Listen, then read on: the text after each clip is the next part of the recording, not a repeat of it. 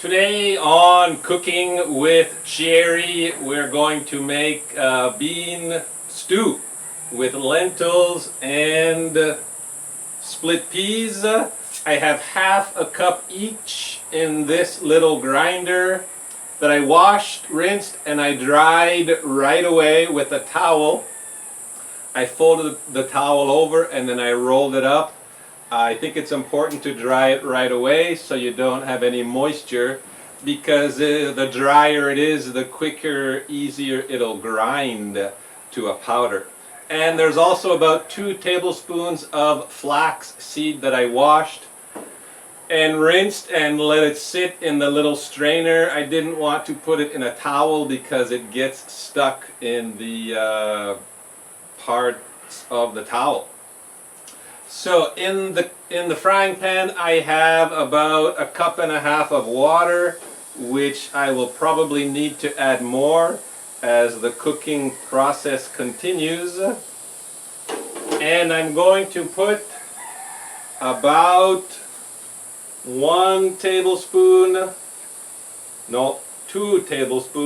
of sunflower seed oil, just to try and minimize how much the ingredients are going to stick together, because ground up beans tend to make a paste as they cook, and that's another reason why I'm using the frying pan instead of a saucepan, because it's much easier to clean the bottom. But first, what's going in? This is black corn. The traditional way that they prepare it, process it, is to dry it.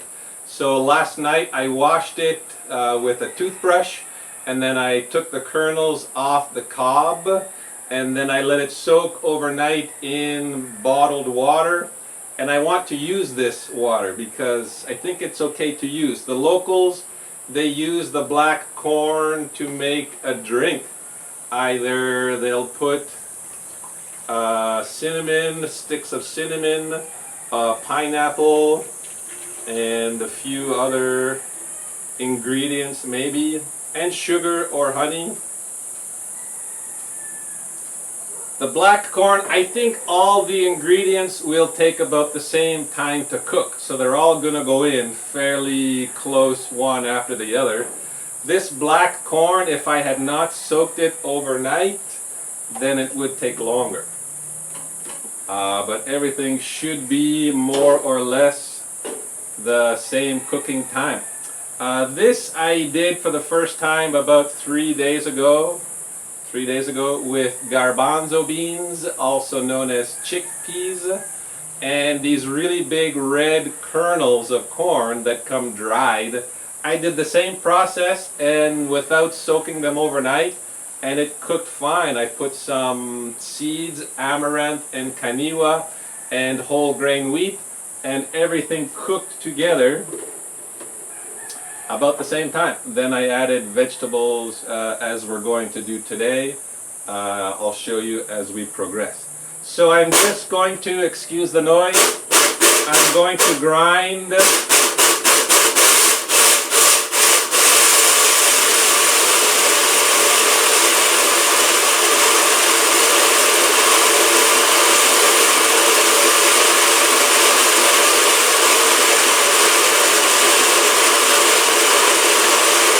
There we go. Sorry about the noise.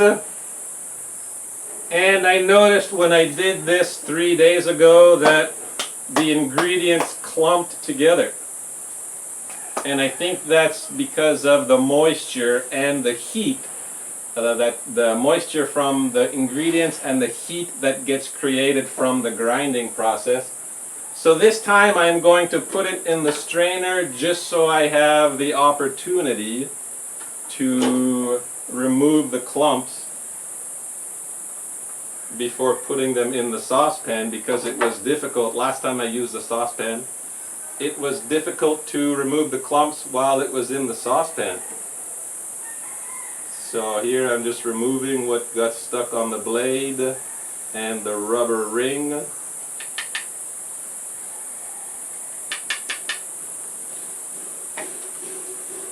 And There we go. So removing the clumps and pouring it in. Looks like the split peas didn't get ground up. I could have probably kept it on for longer. But split peas and lentils cook a lot quicker than the other beans. Just going to stir that a little bit. It's got a nice dark black color from the black corn. And the last ingredient for now, here is about half a cup of quinoa that I washed, rinsed, and I put it in this strainer to let the water drain through. And I'm going to put it in the frying pan.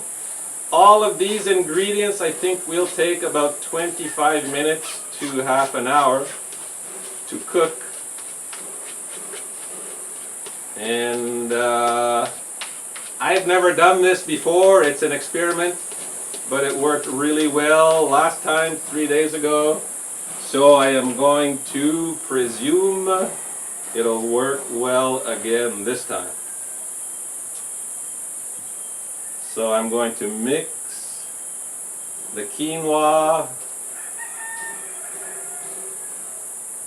and now we wait. It's important to stir regularly, especially as the cooking process continues and the lentils and the split peas create a bit of a paste that can stick to the bottom and the sides. So we're going to come back in about 15 minutes. As soon as it comes to a boil, I'm going to lower the heat as much as possible. It's fairly windy at times today, so I can't put it too low. Otherwise, the wind will blow the fire out. And we'll come back in about 15 minutes.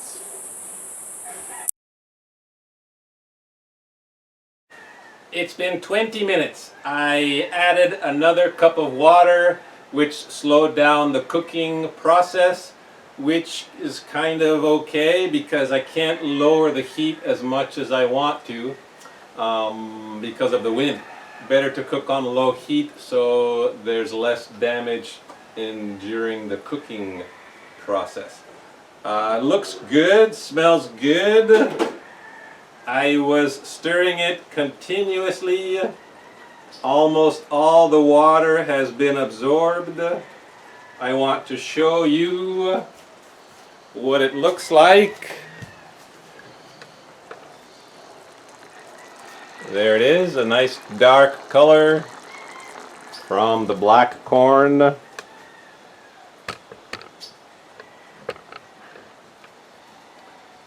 And now I'm going to add just 2 vegetables. There's not a lot of space. I have half a cabbage and 2 stalks of celery, 2 pieces of celery. I had to remove a lot of the leaf on the celery because it had turned brown. The lady who lives next door has a small shop at the front part of her house, and her fridge is always too cold. So the vegetables that she has for sale that are in the fridge sometimes get frozen, and when you have frozen leaf, celery and spinach, it spoils a lot quicker once it's out of the fridge. And I don't have a fridge. I put everything in these white plastic bags. And you gotta keep a watch on the vegetables. Sometimes my choice of what I make for a meal depends on what's going to rot soonest. Yeah. So this celery now goes in the frying pan. This is the same lady who can sometimes sell me fresh eggs. She has a lot of chickens I bought 6 this morning that I'll use in the next few days. And it's interesting, a lot of times when I go into her little store, the store that's at the front of the house, there are little baby chicks running around because they are still too small to be put in Gen Pop, the general population of all the other chickens and roosters, I think because they can be trampled, especially during feeding time. I don't know if the roosters would harm them, damage them. That I don't know. Kind of like what happens when a lion takes over a pride. I've seen on lots of those nature documentaries that the new lion king will kill the cubs so that he can pass along his genetics. I don't know if it's the same with roosters. So now this half of a small cabbage is going in. And I think about 10 minutes these will cook. They will still be a bit crunchy, which is how I like it. And the black corn will also have a crunch. And the flax seed will be softened a little bit, but it'll still need to be chewed. So now we got a bit of green with the dark color, and I'll let that cook for about 10 minutes, and we'll come back and I'll show you the final preparation of what I have for my meal. Everything turned out really well. I did have to add about half a cup more water, and I let it cook for a little bit longer. And since the previous segment, we've had a lot of thunder, and the clouds are rolling in. It's gotten a lot darker. So I was outside covering my plants, and in those few minutes, some of the meal was sticking a little bit to the bottom, so I had to use the wooden spatula to scrape and remove that part that was stuck on the bottom. Not a big deal, it came off real easy. And then I put it on my plate. I added 2 pinches of salt, a little bit of extra virgin olive oil, and I have a few cherry tomatoes that I got from another neighbor up the hill. So that went also into the plate, and I have half an avocado. So I'm just going to show you what it looks like close up. There it is, nice, healthy, nutritious meal. And I have quite a bit of leftover, which will be for my next meal. I went up yesterday looking for oat flakes for tomorrow's video. We're going to make a healthy version of granola bars, because most of the granola bars that are available at the store are really not so healthy, with lots of sugar and processed flours. So I was looking for oat flakes. As I was walking, there were some blankets, tarps outside one house that had fresh turmeric. So I was able to talk to the lady, and she gave me 2 pieces of turmeric. If you're not familiar, it looks similar to ginger, but it's orange. So I tried a piece yesterday, and I liked it, so I went back this morning and I bought half a kilo of fresh turmeric and half a kilo of really fresh ginger. What I'm going to do with most of that is I'm going to infuse it in oil, and that way I'll have a convenient access to the turmeric. It will preserve a lot better in the oil because I don't have a fridge, as I've mentioned many times now, I think.